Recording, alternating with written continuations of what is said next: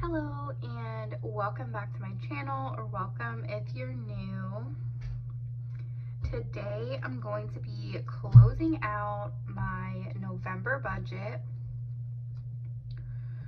So let's get into it.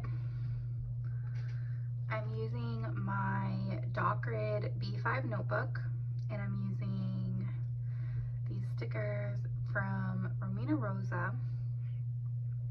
And as you can see, I've already filled out my expected November budget. So I'm gonna go in and just fill out all the actuals. So for November 6th, I actually got paid $1,911. And then for the 13th, I actually got paid $25.69 because I had worked some overtime.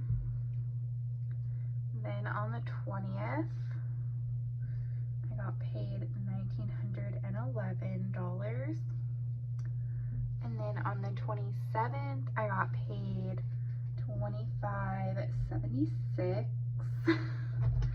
And I just made a mistake, so I'm gonna white that out.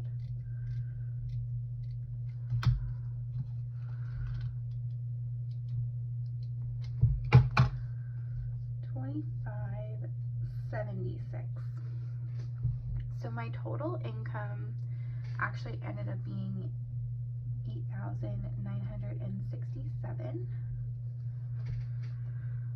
So that was, let me just subtract it. Oop.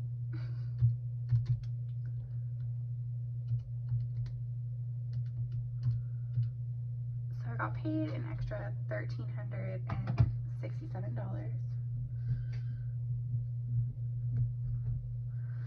So I'm gonna go through and just update any numbers that need to be updated. So my mortgage was $780, and I actually, the day that I'm filming this, I just paid my first mortgage payment yesterday, so the balance is gonna start going down on that, so that's awesome. My hotel was $2,500. My Sprint was $150. My old electric did end up being a little bit higher because my electric company just tacked on like the last 8 days that I would owe them. So it ended up being $65. And let's see, my water bill, my old water bill, I believe was $27. Yeah, and then my common bond was $200. My Bank of America 1 and 2 was $166, and that's just my minimum payment. So I was able to make some extra debt payments this month, so that's going to be down at the bottom of my budget. It won't be here.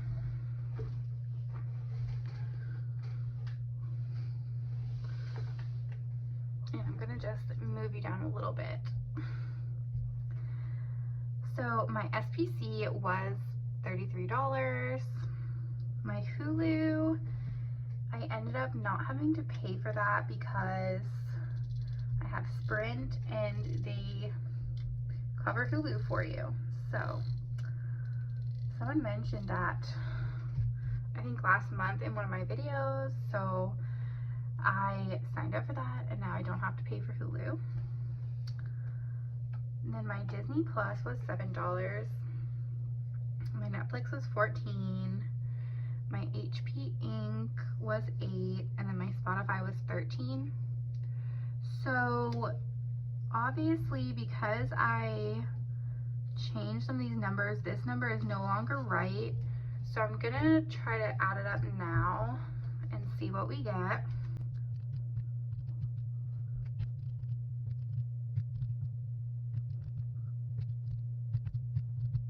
All right, so it only ended up being $10 more. So $39.63. So I really only have to white out this one little number and just update it.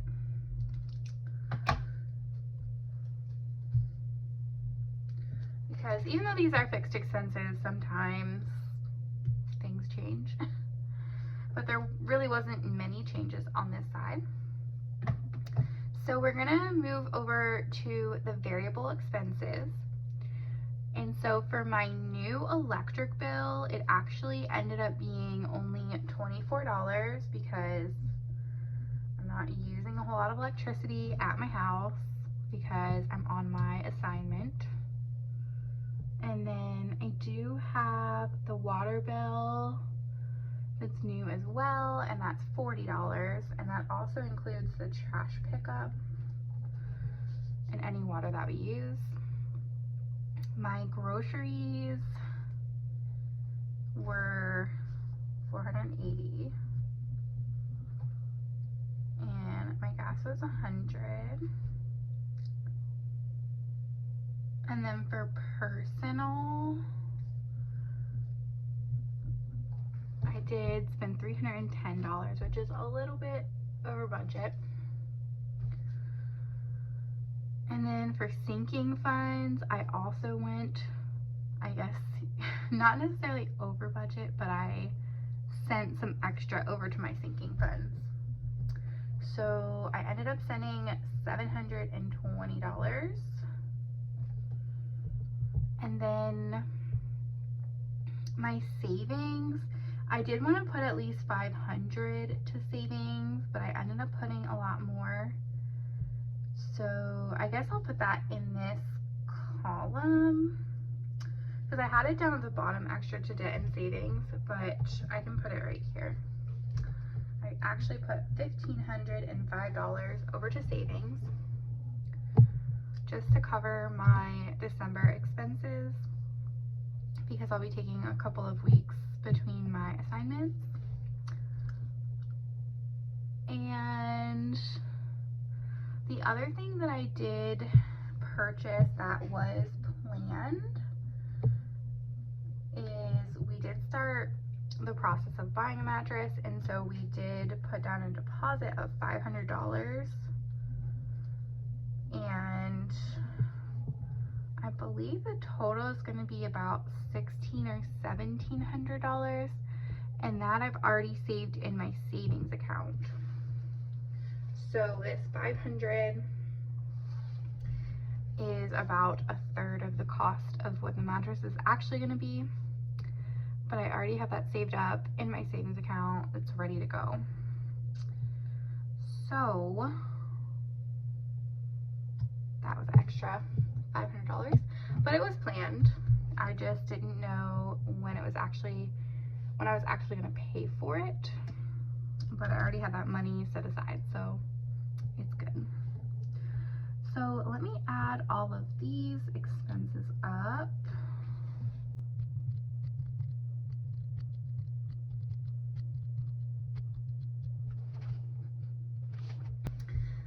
All right, so my total for the variable expenses is $3,679. And as you can see, a lot of that is savings. The sinking funds are technically savings, and obviously my savings account. So let's add those two up for a second here. And so I ended up saving $2,225 this month. So that was about 60% of my variable expenses were savings. So that's pretty good. So we're gonna move down to the bottom here, and we've got what I budgeted and what it actually is. So for my variable, it ended up being $3,679. For my fixed, that ended up being $3,963. And then my savings is already in this amount, so just extra to debt was, let's see, so we're gonna take 8,967 and subtract these two numbers. And if everything added up correctly, then the number I get is going to be the number that I have written down. But we will find out here in a second. All right, so I actually had 1,323 written down. So I'm not too far off. I'm like a couple dollars off somewhere. But that is close enough for me.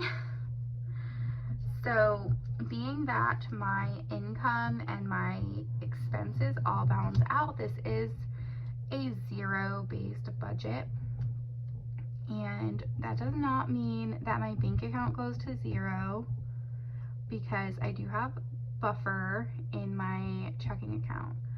So when I say zero-based budget, I just mean that every dollar that I brought in has been allocated somewhere to something, whether that be like my mortgage payment or my savings or anything. Every dollar has a job and every dollar is accounted for.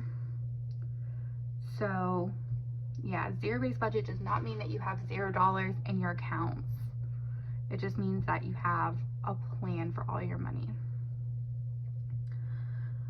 So that is my closeout of my November budget for the year of 2020.